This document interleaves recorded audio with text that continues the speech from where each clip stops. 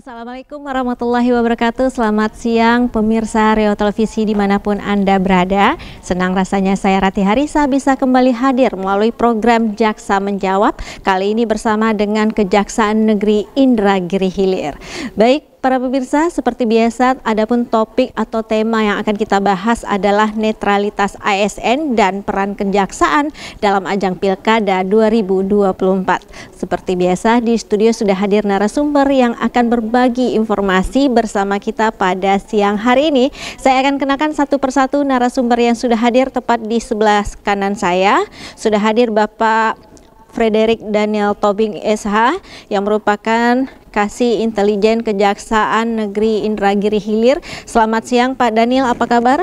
Selamat siang Bu, kabar baik. Alhamdulillah bisa hadir bersama kita pada siang hari ini. Dan di sebelah kanan Pak Daniel juga sudah hadir Bapak Andra Fasri MH yang merupakan Kasubsi Ekonomi, Keuangan dan Pengamanan Pembangunan Strategis Kejaksaan Indragiri Hilir. Apa kabar Pak Andra? Alhamdulillah sehat Bu. Alhamdulillah. Ya. Ini kami juga cukup senang bisa siang hari ini bisa bertemu dengan bapak-bapak dari Kejaksaan Negeri Indragiri Hilir ya. Seperti tadi yang sudah saya sampaikan bahwa tema atau topik kita adalah netralitas ASN dan peran kejaksaan ini dalam ajang Pilkada 2024 tentunya. Karena sebentar lagi ini kalau nggak salah ini tanggal 27 November nanti ya Pak Daniel dan juga Pak Andra, kita akan melaksanakan Pilkada serentak perdana ini di Indonesia ya. Nggak hanya di Riau aja tapi di Indonesia juga. Oke, baik Pak Daniel, kalau boleh tahu nih saat ini seperti apa sih kondisi ataupun suasana perpolitikan nih di Kabupaten Indragiri Hilir? Silakan Pak Daniel. Di Kabupaten Indragiri Hilir sendiri itu sekarang ada paslon itu ada empat paslon ya, empat pasangan calon untuk calon bupati dan wakil bupati. Kalau kondisi sekarang saat ini ya memang mereka lagi pada kampanye sesuai dengan zona-zonanya, lagi pelaksanaan kampanye sekarang kan. Kalau kondisi memang aman lah di sana, tidak ada bentrok, tidak ada ribut-ribut, masih kondusif di di Kabupaten Hilir. Iya. Oke, baik. Nah, selain kondisi dari perpolitikan di sana, nah kondisi dari masyarakat pun seperti apa nih? Apakah juga udah sibuk dengan kegiatan kampanye paslon atau gimana nih? Silakan Pak Daniel. Kalau masyarakat di sana aktif juga. Nah, jadi beberapa yang kita pantau dari kampanye-kampanye yang dilaksanakan paslon-paslon pada saat ini, ya antusias masyarakat sangat bagus. Ya, mereka pengen juga kan melihat apa sih dari beberapa paslon ini keunggulan-keunggulan. Nah, seperti apa nanti kira-kira kinerjanya, ya mungkin masyarakat juga antusias untuk menilai lah mana yang memang sesuai nanti apa yang kena di hati mereka untuk dipilih mereka gitu. Oke, jadi mereka juga selain paslonnya, masyarakatnya juga sangat antusias ya, nggak hanya di Inhil ya, sebetulnya di Pekanbaru, di kabupaten kota lainnya hal yang sama juga terjadi. Ya, terutama kita kan sekarang kan bukan cuman pilkada untuk bupati atau wakil bupati, tapi kan gubernur juga dengan ini nanti calon gubernur sama calon wakil gubernur kan nanti tetap ada juga di Kabupaten Inhil kan. Oke, baik. Nah Pak Daniel, kalau berbicara tentang peran kejaksaan ya dalam pelaksanaan pilkada, karena selama ini kan orang pilkada itu taunya pasti KPU sama Bawaslu gitu ya. Nah ini kok bisa ada kejaksaan nih mengambil peran. Nah mungkin perannya apa nih? Silakan Pak Daniel. Kalau peran kejaksaan sendiri di kita itu kita tergabung di dalam sentra Gakumdu. Jadi ada Bawaslu, ada juga nanti dari kepolisian, ada juga dari kejaksaan, seperti itu. Dan juga sesuai dengan arahan pimpinan dari Kejaksaan Agung, itu memang kita dituntut untuk peran aktif dalam pelaksanaan pilkada, sehingga dikeluarkannya lah surat perintah ada posko pemilu yang fungsi-fungsinya yaitu untuk pengamanan kondisi, untuk nanti penerimaan pelaporan apakah ada pelanggaran-pelanggaran. Misalnya nanti di posko kita ada menerima laporan, wah ini ada pelanggaran, nanti kita akan teruskan ke Sentra Gakumdu untuk dibahas pelaporan tersebut, seperti itulah. Oke, nah kalau boleh tahu nih Pak Daniel, di Sentra Gakumdu itu selain kejaksaan mungkin siapa lagi sih yang terlibat di sana? Ada kepolisian, ada dari Bawaslu sendiri, seperti itu. Jadi nanti kalau di Bawaslu itu, di Sentra Gakumdu itu, misalnya ada laporan, pelapor akan menyampaikan laporannya, maka di situ nanti akan ditindaklanjuti. Kita juga dengan kepolisian juga akan mendampingin dari Bawaslu sendiri untuk menindaklanjutin laporan tersebut. Jadi nggak hanya kejaksaan, juga ada pihak kepolisian di sana dan Bawaslunya juga ya. Baik, saya akan ke Pak Andra. Baik, Pak Andra, tadi udah disampaikan oleh Pak Daniel bahwa untuk sekarang sih pelaksanaannya masih aman dan kondusif. Nah, sebelumnya jika dibandingkan nih dengan pelaksanaan Pileg, Pilpres kemarin bulan Februari, nah kira-kira lebih rumit mana, Pileg, Pilpres atau Pilkada? Silakan Pak Andra. Terima kasih Bu. Mungkin hampir sama ya Bu ya dengan adanya Pileg atau Pilpres semalam. Jadi terkait dengan pilkada ini, memang yang disampaikan Ibu tadi, ini pilkada yang baru pertama kalinya di Indonesia, seluruh provinsi di Indonesia ini mengadakan pilkada, baik itu kepala daerah di kabupaten kota maupun gubernur. Nah, namun kecuali ada 2 provinsi yang belum atau yang tidak menggunakan pemilihan kepala daerah, yaitu Yogyakarta dan DKI Jakarta itu sendiri, gitu ya kan. Nah, terkait dengan situasi dan kondisi yang ada di Indragiri Hilir itu sama, hampir sama dengan pemilihan legislatif dan Pilpres kemarin, di awal tahun kemarin, seperti itu. Nah selain tadi kita juga udah disampaikan Pak Daniel bahwa kita ada tergabung dalam Sentra Gakumdu, penegakan hukumnya. Nah, apakah memang di Kejaksaan sendiri ada konter resmi atau ruangan khusus untuk masyarakat menerima laporan adanya dugaan pelanggaran atau gimana? Nah, terkait dengan itu Bu, kebetulan dan Kejaksaan juga mempunyai yang namanya posko pemilu Bu. Di situ posko pemilu itu tugasnya bagi masyarakat yang belum mengetahui, kita sampaikan di sini bahwasanya tugasnya itu menerima laporan pengaduan adanya penyalahgunaan pelanggaran pemilu, adanya pelanggaran pemilu lah pokoknya. Nah, selain itu juga posko pemilu ini Bu tempat konsultasi dan bantuan hukum. Jadi kalau mau konsultasi hukum terkait dengan pemilu juga boleh datang ke Kejaksaan. Selanjutnya kita posko pemilu itu juga sebagai tempat pengamanan penyelenggaraan pemilu. Jadi apabila adanya GHT atau ancaman gangguan hambatan tantangan terkait dengan adanya penyelenggaraan pemilu, Kejaksaan khususnya di bidang intelijen sendiri nanti akan berperan di situ Bu. Nah, seperti itulah tugas dari posko pemilu. Nah, ketika apabila ada suatu kasus atau pelanggaran pemilu, masyarakat datang mengadukan ke Kejaksaan khususnya ke posko pemilu, kami nanti ada beberapa langkah yang kami lakukan. Yang pertama, apabila adanya indikasi atau potensi ancaman gangguan hambatan tantangan, kami akan bekerjasama atau berkoordinasi dengan Bawaslu, KPU dan stakeholder lainnya yang berperan di situ. Misal kalau memang gawat sedikit ya kan, nah, itu bisa TNI, bisa Polri atau Kesbangpol lah untuk di Pemdanya. Nah, itu yang pertama. Yang kedua, apabila adanya indikasi pelanggaran administrasi yang dilakukan, bisa kami langsung berkoordinasi dengan Bawaslu. Nah, yang ketiga, apabila ada indikasi tindak pidana, kami dari Kejaksaan akan berkoordinasi dengan Sentra Gakumdu yang disampaikan oleh Pak Daniel tadi, ada kepolisian, Bawaslu, dan kami sendiri Kejaksaan. Nah, dan apabila nanti ada lagi terakhir nih, mungkin masyarakat juga belum tahu, apabila ada nanti terkait dengan indikasinya terkait dengan perdata dan tata usaha negara, kami ada bidang perdata dan tata usaha negara di Kejaksaan sendiri. Nah, itu ada 4 koordinasi yang kami lakukan seperti itu. Oke, baik. Saya akan ke Pak Daniel. Pak Daniel, kalau boleh tahu untuk di Kecamatan Indragiri Hilir seperti apa sih gangguan, ancaman dan tantangannya sendiri seperti apa di sana? Ya kalau di sana masyarakatnya beragam dan juga kalau geografisnya ancamannya itu memang terletak yang paling ininya di geografis. Karena memang tempatnya lokasi geografis di Tembilan itu pulau-pulau jauh-jauh. Di perairan ya? Seperti itu. Ya kalau di sana kondisinya misalnya nanti distribusi logistik, seperti itulah kekhawatirannya. Kemungkinan bisa ada keterlambatan ketika memang ya sekarang lagi musim hujan, seperti itu. Juga terhadap penyimpanan tempatnya ini kalau memang tidak memungkinkan dengan kondisi cuaca yang sekarang, kan seperti itu yang potensi-potensi yang perkiraan kita yang bakal terjadi.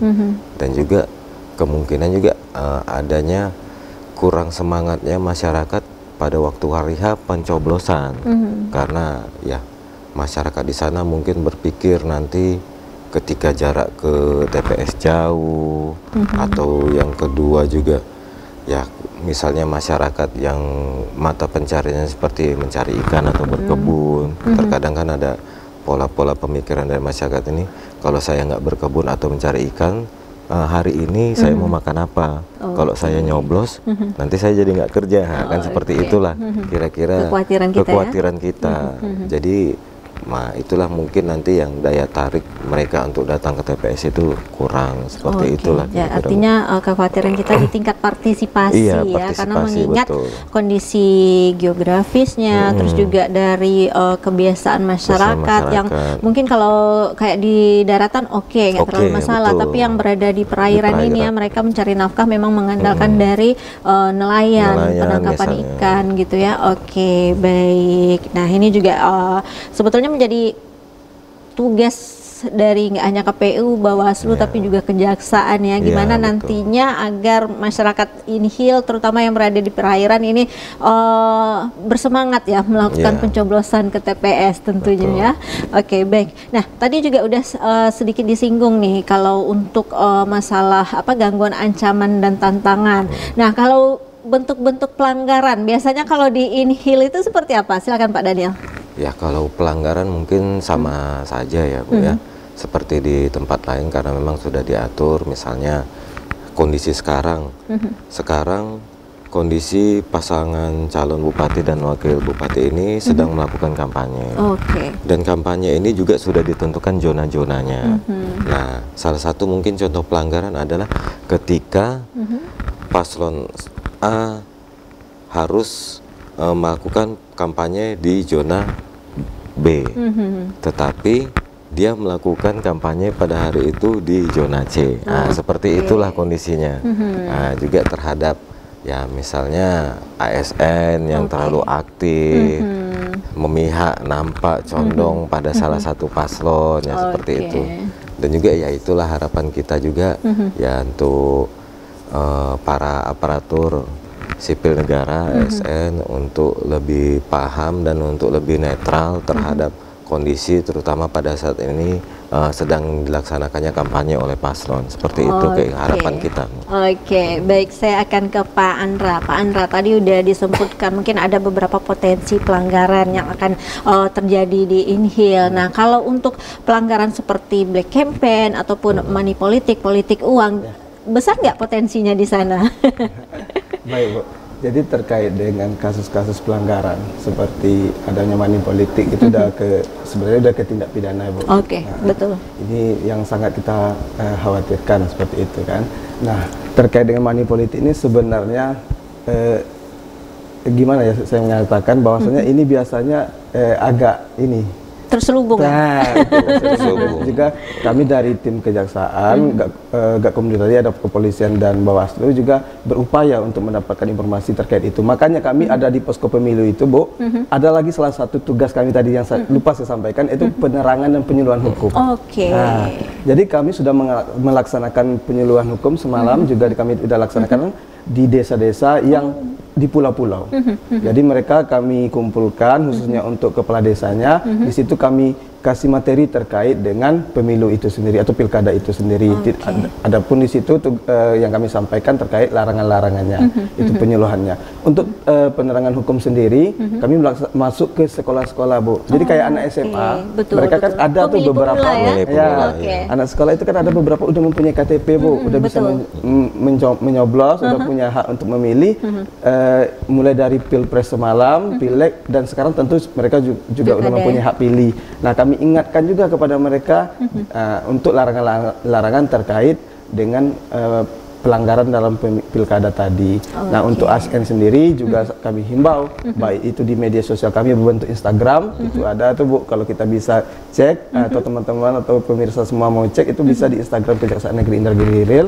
Itu ada foto Kepala Kejaksaan Negeri Indragiri Hilir untuk selalu menyebutkan bahwa netralitas terhadap netralitas ASN. Baik. Ini karena udah disinggung, mungkin langsung aja nih pertanyaannya tentang netralitas ASN ya. Baik. Saya akan ke Pak Daniel. Pak Daniel, untuk netralitas ASN sendiri sih ada nggak undang-undang yang memang mengatur khusus atau gimana nih Pak Daniel? Ada, Bu, yang mengatur khusus tentang ya dalam undang-undang. Saya lupa ini undang-undangnya tahun berapa ya. Boleh.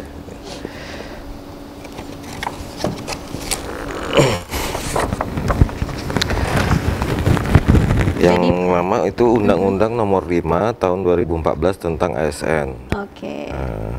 Kemudian ada diperbarui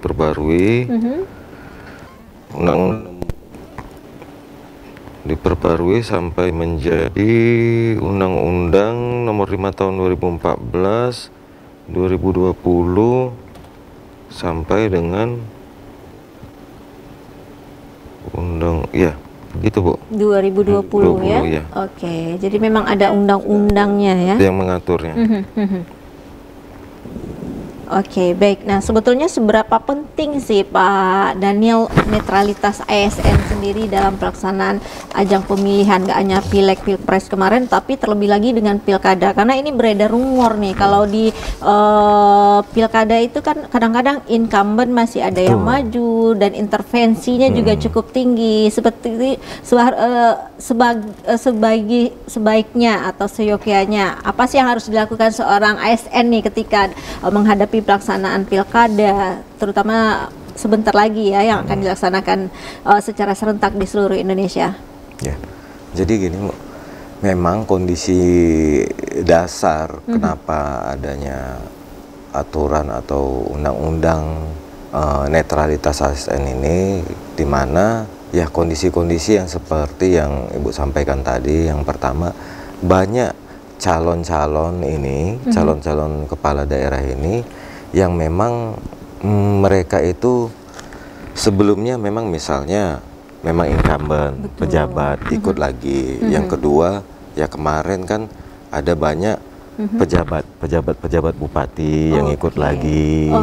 Atau juga mereka juga ada yang misalnya mantan anggota dewan atau misalnya sekda, banyak ya.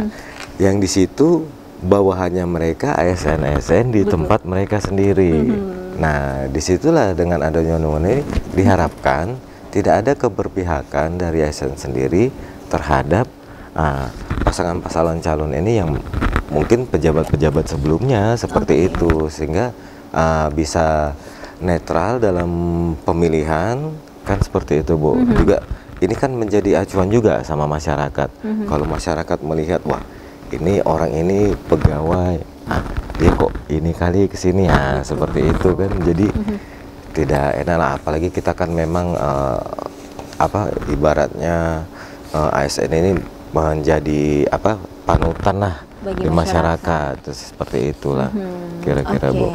Baik Pak Daniel, kalau memang netralitas ASN diatur dalam undang-undang, nah berarti kalau terjadi pelanggaran ada sanksinya dong. Sanksinya. Boleh tahu nggak Pak Pak Daniel ini sanksinya seperti apa?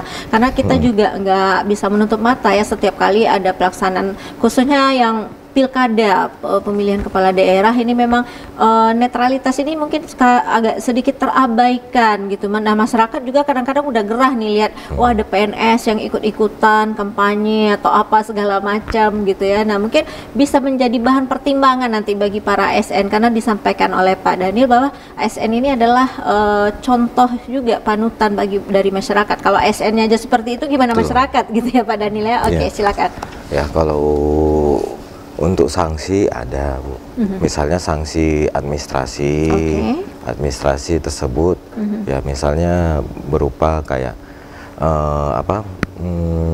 penundaan pangkat atau copot dari jabatan, dan sanksi terberat ya pidana penjara seperti itu, Bu.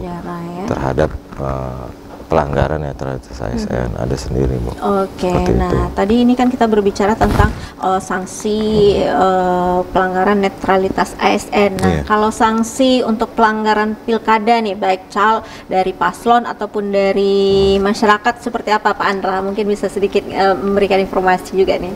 Nah, terima kasih, Bu.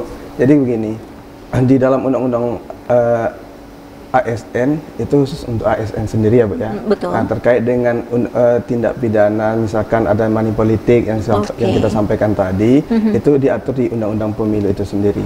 Nah, siapa saja yang terikat terkait dengan Undang-Undang Pemilu itu, nah, tidak hanya kita sebagai ASN, tidak hanya kita sebagai orang perorangan, di situ juga disebutkan itu juga calonnya juga, calon bupati atau calon gubernur atau calon kepala daerah gitu. Jadi di situ sudah disampaikan seperti yang disampaikan juga sama Pak Daniel tadi, seluruh yang ada memenuhi unsur di dalam pasal Undang-Undang Pemilu itu bisa dikenai sanksi. Jadi subjek hukum terkait dengan Undang-Undang Pemilu itu setiap orang sebenarnya gitu. Tapi nanti sanksinya berbeda-beda gitu. Nah, makanya kami di sini juga himbau kepada kepada ASN aja, tapi kepada seluruh masyarakat tetap ini sesuai dengan aturan gitu kan, jangan nanti ikut melangkahi aturan Undang-Undang Pemilu. Makanya dengan banyaknya masyarakat yang belum mengetahui tentang hukum, makanya kejaksaan itu sendiri ada yang namanya tadi penyuluhan hukum tersebut. Nah, gitu. Baik. Nah, kalau berbicara tentang netralitas ASN, ini kan anggota kejaksaan juga termasuk ASN gitu ya. Nah, seperti apa sih, apakah juga dari pihak kejaksaan udah memberikan contoh nih bagi ASN lainnya nih dalam gini loh, kita sebagai ASN kita harus begini.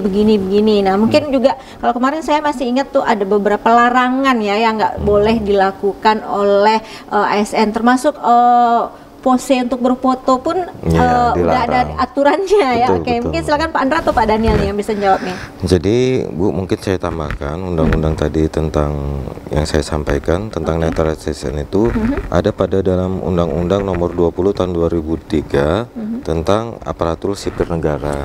Jadi semua ASN itu memang di dalam ketentuannya di pasal 9 ayat 2 itu dalam pasalnya berbunyi pegawai ASN harus bebas dari pengaruh dan intervensi semua golongan dan partai politik. Nah, situ sudah tegas disampaikan dalam aturan itu, sehingga disitulah diharapkan ya kami sendiri juga sudah mensosialisasikan seperti yang disampaikan Pak Andra tadi, ketika memang ada kita melaksanakan sosialisasi ke daerah, dan juga itu juga kita sampaikan juga misalnya ke kades-kades, nah seperti itu. Di kantor camat kemarin ada beberapa aparatur desa kan, itu kita sampaikan supaya tidak nampak keberpihakannya, jadi netral lah terhadap semua paslon mana, ya silahkan tinggal menilai. Di kantor juga kita sampaikan, kita sama teman-teman yang memang orang asli tempatan di sana kan gitu, untuk ya silahkan siapa yang dipilih sesuai dengan hati nuraninya, mana yang pas seperti itu. Bukan berarti netral nggak memilih boleh ya, memilih boleh karena memilih. memiliki hak pilih Nah, ya, karena tapi nggak memiliki boleh hak pilih. berpihak yang tentunya ya. Oke, baik. Nah ini juga cukup menarik nih Pak Daniel dan Pak Andra, karena di beberapa daerah juga kita sering menjumpai adanya tekanan-tekanan ataupun intervensi politik tentunya ya. Bahkan kadang-kadang sesama paslon itu juga memiliki persaingan yang cukup ketat juga ya antar mereka gitu. Gimana caranya merebut hati masyarakat. Nah, kalau di Inhil kalau sejauh ini seperti pengamatan dari pihak kejaksaan sendiri, apakah masyarakat sudah mendapatkan pendidikan politik yang cukup ini agar terhindar dari itu tadi adanya pelanggaran-pelanggaran, potensi-potensi ancaman dan gangguan? Silakan Pak Daniel.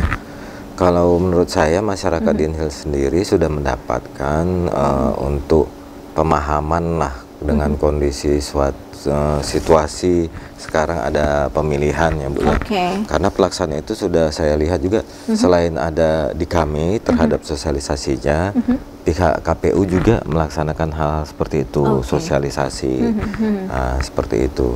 Dan juga dari kepolisian juga kita lihat setiap polsek-polsek juga melakukan itu juga, pengertian-pengertian untuk kepada masyarakat kondisi-kondisi pemilu seperti apa yang harusnya dilakukan, seperti apa yang harusnya tidak, mana yang tidak boleh, seperti itu. Misalnya menerima sesuatu kayak nanti serangan pajar yang biasa kata-kata orang itu harus diantisipasi dari sekarang, seperti itu.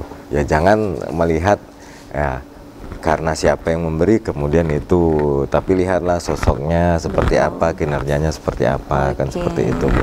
Karena juga kita nggak bisa menutup mata kalau nanti, kalau sekarang sih masih lama ini, sekitar 1,5 bulan lagi ya Pak Daniel, Pak Andra. Nah yang kita khawatirkan itu adalah nanti serangan fajar. Jadi jangan sampai mengorbankan 5 tahun hanya demi beberapa ratus ribu gitu ya. Oke, baik, saya akan ke Pak Andra. Nah Pak Andra, tadi juga udah disampaikan bahwa kemungkinan untuk money politik ataupun black campaign kan samar-samar ini sebetulnya ya. Tapi gimana sih kita melakukan sosialisasi dan edukasi ke masyarakat di sana Pak Andra? Tadi kan udah ada kunjungan ke kepala desa juga, ke pelajar-pelajar juga. Nah selain itu apa lagi upayanya nih Pak Andra? Nah terkait dengan itu Ibu, kami selalu mengedukasi teman-teman baik itu di perangkat desa, di sekolah-sekolah. Terus juga kami juga melakukan penerangan hukum ke beberapa pejabat. Jadi kami itu ada kayak mengumpulkan beberapa pejabat untuk dilakukan penerangan hukum. Jadi kenapa para pejabat di sini gitu? Karena para pejabat ini mempunyai peran penting dalam pilkada ini gitu. Makanya kenapa undang-undang ASN itu, kenapa undang-undang pemilu itu lahir untuk melarang ASN berpolitik, itu bahayanya ASN berpolitik. Ketika ASN berpolitik, khususnya para pejabat bisa menggunakan transportasi dinas misalkan untuk berpolitik, bisa menggunakan kewenangannya untuk menekan para bawahannya. Makanya itu nanti terjadi penekanan itu sehingga tidak terjadi lagi namanya politik yang sehat seperti itu. Gitu. Jadi kami selalu melakukan sosialisasi. Gitu. Jadi nggak hanya ke masyarakat, ke pejabatnya di sana juga ya. Baik. Nah ini cukup menarik nih Pak Andra dan Pak Daniel. Kita akan jeda sesaat dulu. Baik. Para pemirsa jangan beranjak dulu, usai pariara berikut ini program Jaksa Menjawab akan kami hadirkan kembali ke hadapan Anda.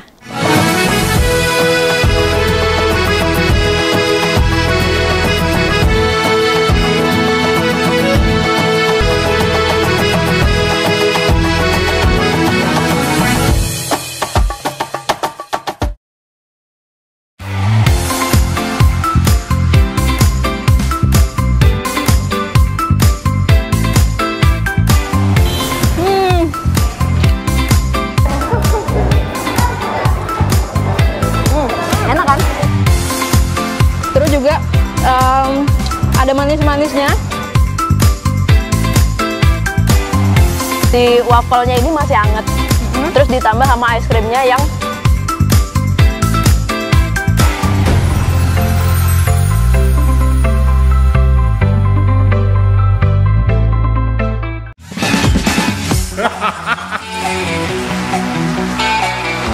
udah selesai kan? Iya.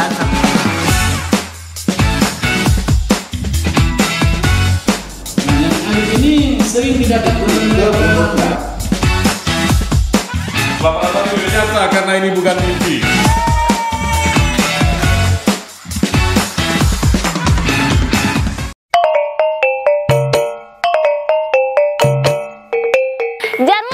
Jangan lupa saksikan acara Sirawa setiap hari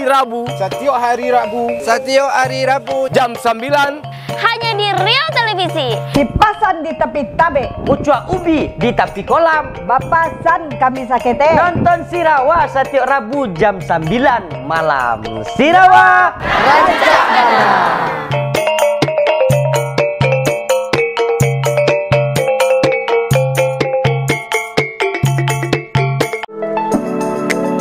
Anda ingin mencari rumah, kendaraan, atau lain sebagainya?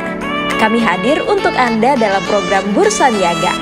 Dengan penawaran menarik dan terupdate setiap harinya, Anda dapat bergabung bersama kami dengan line interaktif atau kunjungi laman media sosial kami. Hari ini kita dapat berjumpa kembali, tentunya masih di program kesayangan kita yakni Bursa Niaga. Jual beli terupdate dan terpercaya.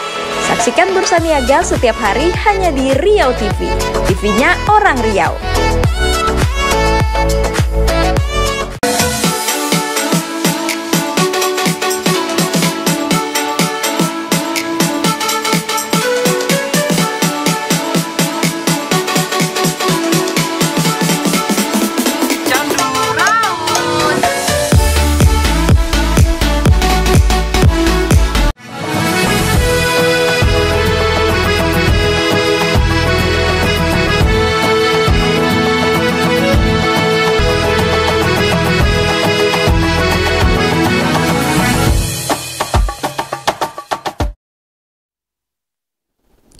Baik pemirsa Riau Televisi, terima kasih Anda masih bersama kami melalui program Jaksa Menjawab, kali ini bersama dengan Kejaksaan Negeri Indragiri Hilir. Adapun tema atau topik yang kita bahas pada siang hari ini adalah netralitas ASN dan peran kejaksaan dalam pelaksanaan Pilkada 2024. Tadi kita sudah berbincang cukup banyak bersama dengan Pak Frederick Daniel Tobing yang merupakan Kasih Intelijen Kejari Inhil, dan juga bersama dengan Bapak Andra Fasri yang merupakan Kasubsi Ekonomi, Keuangan, dan Pengamanan Pembangunan Strategis Kejaksaan Negeri Indragiri Hilir. Baik, kami akan melanjutkan sesi tanya jawab kita karena masih ada beberapa pertanyaan tentunya yang akan disampaikan kepada Pak Daniel dan juga Pak Andra. Baik, Pak Daniel, tadi kita juga udah cukup banyak bercerita ya tentang kondisi terkini di politik di di Inhil, terus juga tentang netralitas ASN. Nah, juga mungkin ini menyampaikan pertanyaan-pertanyaan dari masyarakat ya. Kalau nanti seandainya kan biasanya kalau sekarang ini masih 1,5 bulan ya Pak Daniel ya. Biasanya nanti kan menjelang masa tenang itu kan biasanya gesekannya cukup tinggi nih. Nah, apa sih antisipasi yang dilakukan pihak kejaksaan nanti tentunya? Karena nanti kalau udah kampanye akbar nih kan, udah ketemu nih calon pendukung paslon si A si B. Nah, gimana sih meredam itu nantinya gitu? Silakan Pak Daniel. Nah, memang hal itu sudah diperkirakan ya, bakal kemungkinan terjadi. Seperti apa ya, antisipasinya itu ya itulah seperti sekarang ini sudah kita mulai juga. Seperti juga dari kita ngasih edukasi ya, misalnya menyampaikan kepada masyarakat, siapapun yang misalnya kalian berpihak kepada siapa, tapi tolong kita ini tetap satu. Tujuannya pemilihan ini adalah untuk kebaikan kabupaten. Ya misalnya kayak kami ini di sana kan ya orang pendatang. Kan kira-kira kalau sebenarnya kita melihat kalau cuman berpikir pribadi atau cuman berpikir kedinasan kita kan, ya kalian mau ribut silahkan. Tapi kan kita tidak mau. Makanya kita masyarakat, misalnya kita melakukan sosialisasi atau ketika kita ajak masyarakat duduk-duduk ngopi-ngopi ya seperti itu, ya itu kita sampaikan. Kita sampaikan bahwa tolonglah dijaga, jangan sampai ada keributan-keributan antara masyarakat yang berpihak kepada calon ini, Jadi seperti itu kita secara himbauan lah yang kita sampaikan. Juga koordinasi juga kita ke pihak-pihak terkait, misalnya kepolisian, tentara, Kodim di sana juga ya saling tukar-tukar informasi lah. Ya gimana juga dari Kesbangpol ketika memang ada potensi keributan ya kita berusaha lah sedini mungkin untuk mencegahnya jangan sampai mencuat seperti itulah kira-kira. Karena prinsipnya beda pilihan boleh tapi tetap kesatuan dan persatuan tetap harus dijaga ya Pak Daniel ya. Oke, baik, saya akan ke Pak Andra. Pak Andra, tadi udah disampaikan juga bahwa kita tadi selain melakukan edukasi kepada masyarakat umum, kepada pejabat. Nah, tadi juga Pak Andra sudah sedikit menyinggung ini masalah pemilih pemula ya. Mungkin bagi anak-anak SMA yang udah berusia 17 tahun ke atas dan udah memiliki KTP itu kan udah memiliki hak pilih ya. Nah, sejauh ini sosialisasi ke mereka apakah hanya dari Kejaksaan atau dari KPU Bawaslu ada juga memberikan sosialisasi kepada mereka nih Pak Andra? Iya. Nah, kebetulan kami kemarin udah turun ke sekolah-sekolah untuk memberikan edukasi itu. Nah, sepengetahuan kami saat ini masih dari pihak Kejaksaan. Mana tahu masih lama ya Bu ya, masih satu bulan setengah nanti mana tahu pihak lain juga memberikan edukasi. Nah, yang terpenting sebenarnya yang saya sampaikan bahwa edukasi yang kami sampaikan itu khususnya terkait dengan pelanggaran pemilu sendiri. Yaitu jangan sampai nanti gara-gara cuma ratusan ribu dari yang disampaikan nanti 5 tahun kita berantakan seperti itu. Nah, sebenarnya saya juga ingin menyampaikan bahwa kita sebagai pemilih, kan kita juga sebagai pemilih ya, harus benar-benar bisa memilih yang terbaik. Bagaimana cara memilih yang terbaik itu tengok dulu gimana biografi calon pemimpin kita. Kebetulan kalau di Indragiri Hilir sendiri itu mereka tuh sudah mempunyai biografi yang sangat bagus-bagus semua. Nggak bisa ada beberapa dari anggota dewan, ada dari ASN, ya kan. Nah, di situ kan mereka udah bisa dilihat kinerjanya bisa lihat ke desa-desa, ke kecamatan, ke daerah-daerah seperti apa. Nah, itu juga kami sampaikan kepada adik-adik seperti itu, adik-adik yang baru memilih tahun ini seperti itu. Jadi jangan mau nanti hanya karena beberapa ratus ribu, terus juga mereka suaranya dibeli, istilahnya seperti itu. Jadi kita juga memberikan pemahaman kepada mereka, coba lihat sosoknya ya, sosok dari paslon ini, bisa dilihat dari kinerjanya selama ini. Mungkin yang kemarin mantan pejabat seperti apa sih waktu dia menjabat, atau yang sebelumnya mantan anggota dewan ataupun anggota dewan seperti apa sih. Jadi itu udah bisa jadi bahan pertimbangan tentunya ya bagi calon-calon pemilih. Oke, baik. Nah, saya akan ke Pak Daniel ya. Pak Daniel, tadi kita juga sudah menyinggung masalah adanya sanksi yang diberikan ya kepada pelanggar pilkada. Nah, kalau sejauh ini sanksi yang paling tinggi apa? Atau misalnya hanya baru sampai Mahkamah Konstitusi atau gimana? Karena kita kan selain ada sanksi pelanggaran juga biasanya kan ada di sengketa pilkada nanti biasanya ada juga nih hukumnya gitu ya. Nah, silakan Pak Daniel.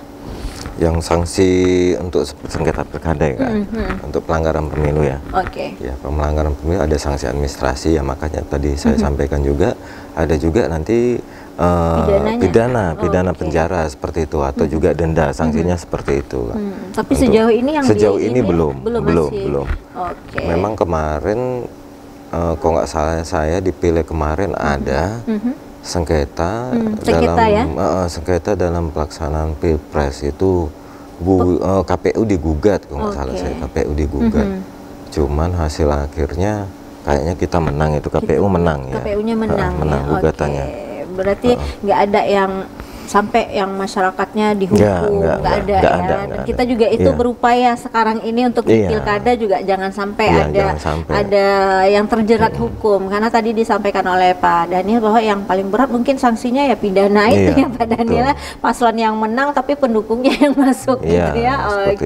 Baik. Nah, Pak Daniel, selain berbicara tentang masalah ini ya, masalah edukasi dan sosialisasi pilkada kepada masyarakat di Kabupaten Indragiri Hilir. Nah, kalau kita boleh tahu nih, dari awal 2024 ini sampai sekarang, seperti apa sih kinerja dari Kejaksaan Negeri Indragiri Hilir sendiri? Mungkin masih ada PR yang akan dituntaskan atau ada prestasi apa yang sudah diraih di tahun ini? Silakan Pak Daniel.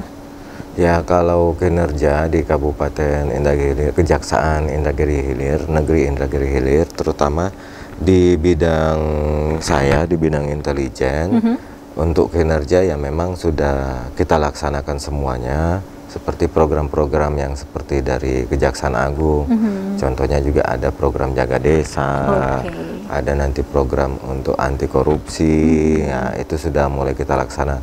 Terus ada juga program untuk proyek pengamanan strategis daerah, itu juga udah kita laksanakan semuanya, Kak. Dan sosialisasi misalnya jaksa masuk sekolah, itu udah kita laksanakan semua. Salah satunya ini juga ya. Salah satu ini juga jaksa menjawab seperti itu. Ya, untuk memberikan hal tersebut kan kita laksanakan agar juga masyarakat tahu kejaksaan itu apa, tugasnya apa, seperti itu, memperkenalkan lah. Dan juga itulah membuat masyarakat itu atau siapapun itu jaksa itu sahabat masyarakat. Nah, jadikan aku sahabat, itulah jaksa. Jadi jangan takut ketika melihat jaksa, waduh takut. Nah, saya juga kepada pada ini di dinas-dinas di Kabupaten Hilir juga kita sampaikan, karena jaksa itu bukan hanya penindakan, tapi kita juga berupaya untuk melaksanakan upaya preventif. Makanya saya bilang pendampingan ya? Ada di Datun, konsultasi gitu ya? Hukum, seperti itu. Makanya saya bilang sama di dinas-dinas, tolong jangan jadikan kami ini sesuatu yang menakutkan gitu. Ayo datang ke kantor, kalau nggak datang kita konsultasi, kira-kira ada masalah, ada kendala, biar kita konsultasikan, silakan dikonsultasikan, biar kira-kira apa ada solusinya untuk permasalahan yang terjadi, seperti itu. Oke, jadi betul yang disampaikan Pak Daniel, bahwa kalau mungkin di mata masyarakat kalau udah ketemu jaksa aja udah takut bawaannya ya, padahal kita juga udah ada posko sendiri, ada konternya sendiri, baik itu untuk penerimaan laporan ataupun juga hanya sekedar konsultasi juga boleh ya Pak Daniel ya. Oke, baik. Nah Pak Daniel, kalau untuk penanganan kasus nih di Indragiri Hilir sepanjang tahun 2024 ini gimana? Kalau penanganan kasus terutama di bidang tindak pidana umum memang bervariasi ya, perkara-perkara di Kejaksaan Negeri Hilir, ya perkara-perkara misalnya perkara perairan, itu ada dari perkara dari misalnya dari pol air, nah perkara narkoba ya udah biasa ya Mbak ya. Perkara narkoba ini banyak juga karena memang di Inhil ini kan karena kondisinya perairan, banyak jalan pintu masuk narkoba itu tersendiri. Apalagi ini berbatasan juga berbatasan, dengan negara tetangga ya, hampir berbatasan lah dengan provinsi Kepri yang berbatasan ke ini kan ke negara tetangga kita. Perkara ya banyak juga lah perkara-perkara untuk seperti penganiayaan, terus juga pembunuhan yang ditangani dalam 1 tahun itu mungkin ada sekitar 400 perkara untuk tindak pidana umum.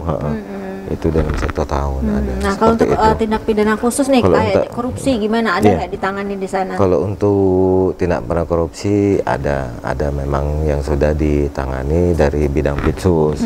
Misalnya tahun ini itu yang sekarang lagi sidang juga hasil dari penyidikan kita, perkara BPR ya. BPR kemarin, BPR Gemilang ya namanya. BPR Gemilang. BPR Gemilang namanya ya. Iya, di situ perkreditasi rakyat. Sekarang lagi proses persidangan. Dan juga ada perkara-perkara yang memang dari penyidiknya dari Polda Riau, juga dari Kejaksaan Tinggi yang juga lagi diproses untuk disidangkan sekarang, seperti itu. Jadi kalau untuk di bidang Pitsus itu ada sekitar 4 atau 5 perkara lah sekarang yang lagi diproses. Baik, saya akan ke Pak Andra. Pak Andra, mungkin apa sih tantangan seorang jaksa di Inhil ini dalam menangani perkara kah, atau dalam menangani berbagai hal mungkin? Seperti apa? Jadi begini Bu, kalau terkait dengan tantangan nih kan, jaksa ini kan sebenarnya kalau masyarakat mengenal itu jaksa itu penuntut umum ya. Sebenarnya banyak jaksa itu tugasnya. Selain penuntut umum, jaksa ini juga sebagai pengacara negara.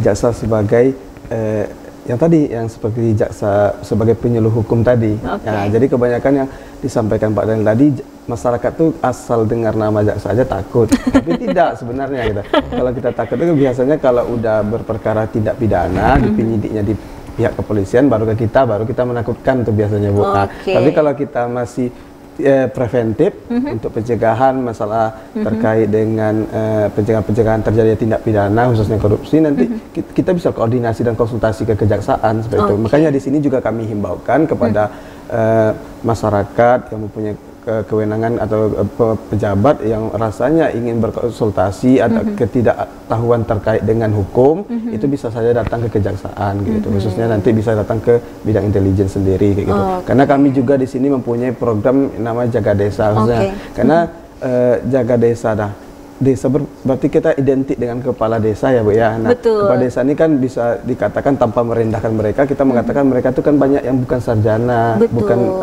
SMA, masih ada gitu kan, Bu. Apalagi gitu, di pulau-pulau ya kan. Nah, mereka banyak tidak mengetahui arti apa itu hukum gitu kan. Nah, makanya kami selalu di dalam penyuluhan hukum kami sampaikan, ayolah, kalau memang Anda tidak mengerti hukum, datanglah. Nanti kita kasih penerangan hukum di kantor juga seperti itu, atau konsultasi hukum, sehingga nanti bisa terjaganya tindak pidana yang tidak mereka ketahui awalnya kayak gitu, seperti itu. Karena kalau kita nggak kenal hukum, nah di situ terjerat hukum ya, tapi kalau kita mengenali hukum, nah kita mungkin bisa lepas dari jeratan hukum. Ada slogan kami itu kenali hukum, jauhi hukuman.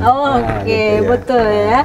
Jadi mungkin kalau kayak di Inhil dengan kondisi geografisnya yang berpulau-pulau, terus juga masih ada yang jaraknya antara ke pusat kabupaten itu ada katanya yang masih naik speedboat itu sampai 2 jam, 2,5 jam gitu. Jadi aksesnya kan cukup jauh ya.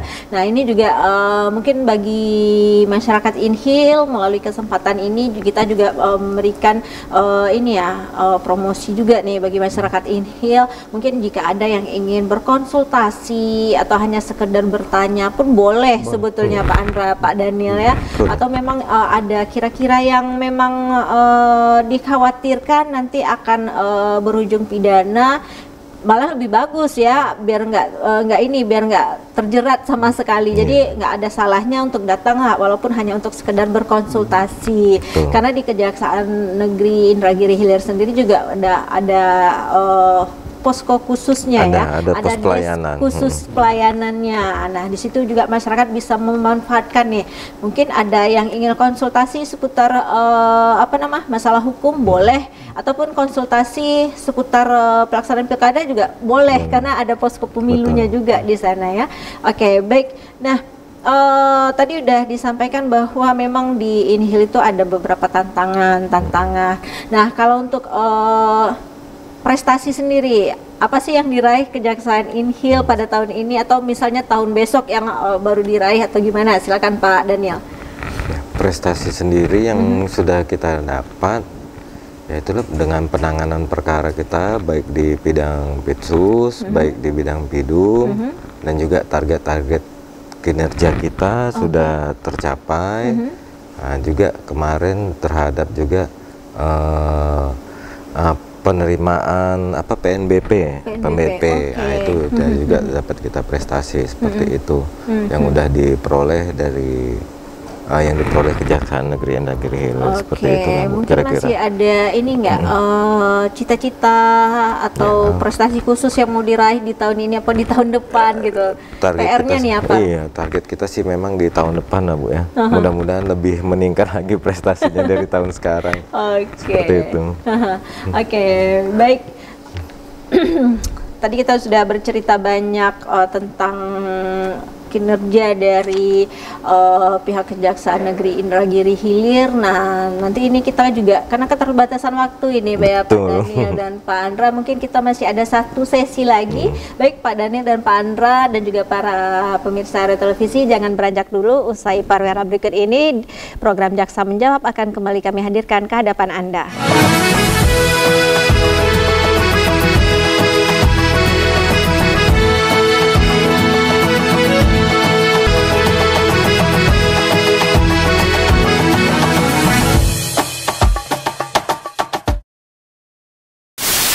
Lupakanlah saja kamu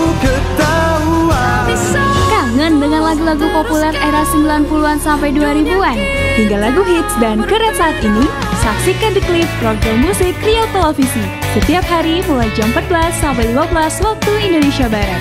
Jadikan The Clip mewakili perasaan dan momen-momen tertentu di kehidupan Anda lewat pilihan lagu-lagu top zaman now dan nostalgia old.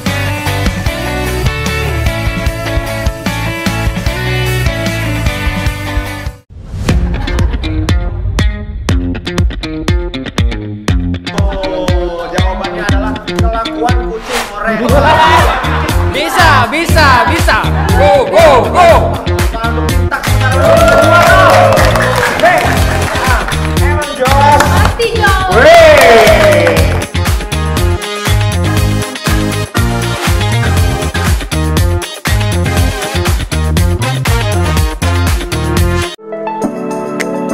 Anda ingin mencari rumah, kendaraan, atau lain sebagainya?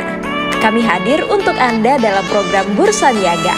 Dengan penawaran menarik dan terupdate setiap harinya, Anda dapat bergabung bersama kami dengan line interaktif atau kunjungi laman media sosial kami. Hari ini kita dapat berjumpa kembali, tentunya masih di program kesayangan kita yakni Bursa Niaga. Jual beli terupdate dan terpercaya. Saksikan Bursa Niaga setiap hari hanya di Riau TV. TV-nya orang Riau.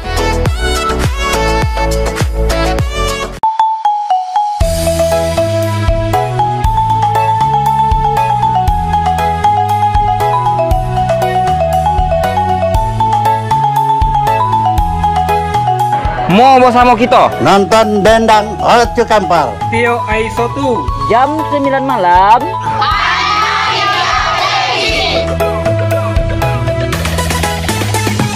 Sanak saudara di mana saja berada, baik diantau di kampung di ujung dunia.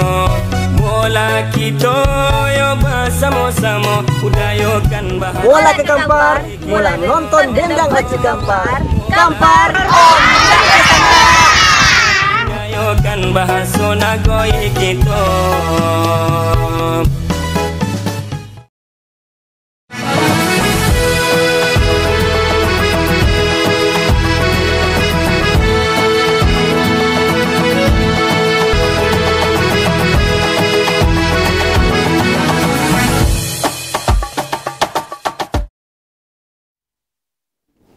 Baik pemirsa Rio Televisi, terima kasih Anda masih bersama kami. Tanpa terasa program Jaksa Menjawab untuk edisi hari ini sudah berada di penghujung pertemuan kita pada siang hari ini. Namun sebelum itu saya akan memintakan ini sedikit pesan ataupun himbauan bagi masyarakat. Mungkin dari Pak Andra bisa dipersilahkan ini. Silakan Pak Andra. Baik, terima kasih Bu. Jadi kami himbaukan kepada masyarakat, khususnya dalam topik kita hari ini ASN, mari jaga netralitas ASN. Kenapa? Karena itu menjadi tanggung jawab kita bersama sebagai ASN gitu. Nah, ketika kita tidak netral di dalam pemilihan kepala daerah ini, dan nanti apabila diketahui oleh baik itu penegak hukum, Anda akan mempunyai sanksi sendiri. Itu merugikan diri kita sendiri atau diri Anda sendiri. Nah, apabila diketahui oleh calon kepala daerah yang terpilih dan Anda tidak mendukung dia atau beliau, nanti sanksinya ke diri Anda juga sebagai ASN. Nah, seperti itu. Karena memang kemarin waktu saya sebelum tugas di Indragiri Hilir, Bu, sedikit cerita, saya pernah tugas di Sulawesi, itu ada ASN yang tidak netral, dia berani pasang badan untuk berkampanye. Nah, di situ tuh daerahnya juga pulau seperti daerah Indragiri Hilir, kepulauan. Awalnya dia sebagai camat di daerah daratan, dia dipindahkan ke kepulauan. Nah, seperti itu. Jadi ingat, itulah pesan kami, jaga netralitas untuk para ASN. Terima kasih, Bu. Oke, baik, dari Pak Daniel mungkin ada sedikit pesan atau himbauan yang ingin disampaikan melalui kesempatan ini. Silakan Pak Daniel. Pesan dari saya, terutama untuk masyarakat Kabupaten Inhil dan ASN, diharapkan menjaga kondisi dalam pelaksanaan kampanye sekarang, apalagi sampai dengan nanti pencoblosan, untuk saling menjaga kondisi keamanan kondusif dan juga persatuan jangan sampai terpecah-pecah di Inhil sendiri. Dan juga kepada masyarakat diharapkan menggunakan hak pilihnya dan datang ke TPS pada saat tanggal 27 November dalam pemungutan suara untuk pilkada baik kabupaten ataupun pilkada untuk provinsi pemilihan gubernur. Gitu. Oke, baik Pak Daniel dan juga Pak Andra, terima kasih banyak. Ini sudah berbagi informasi bersama kita pada siang hari ini. Semoga informasi yang disampaikan ini betul bisa memberikan manfaat ya bagi masyarakat, terutama masyarakat Inhil yang menyaksikan siaran kita pada siang hari ini. Nah, tadi juga sudah disampaikan oleh Pak Andra dan juga Pak Daniel bahwa untuk masyarakat kalau ada yang ingin berkonsultasi, hanya sekedar bertanya dan lain sebagainya, mungkin bisa datang ke kantor Kejaksaan Negeri Indragiri Hilir ya, ataupun juga bagi paslon nih boleh juga ya Pak Daniel, Pak Andra datang, mungkin ada yang ingin dibahas ataupun ada yang ingin dikonsultasikan, terbuka. Pokoknya kalau untuk kejaksaan itu pintu kejaksaan itu terbuka untuk bagi siapa saja ya yang ingin datang ke sana dan tidak perlu, tentunya tidak perlu takut ya. Oke, baik Pak Daniel dan Pak Andra, terima kasih banyak. Akhir kata, saya Rati Harisa mewakili kerabat kerja yang bertugas undur diri dari hadapan Anda. Wassalamualaikum warahmatullahi wabarakatuh dan sampai jumpa.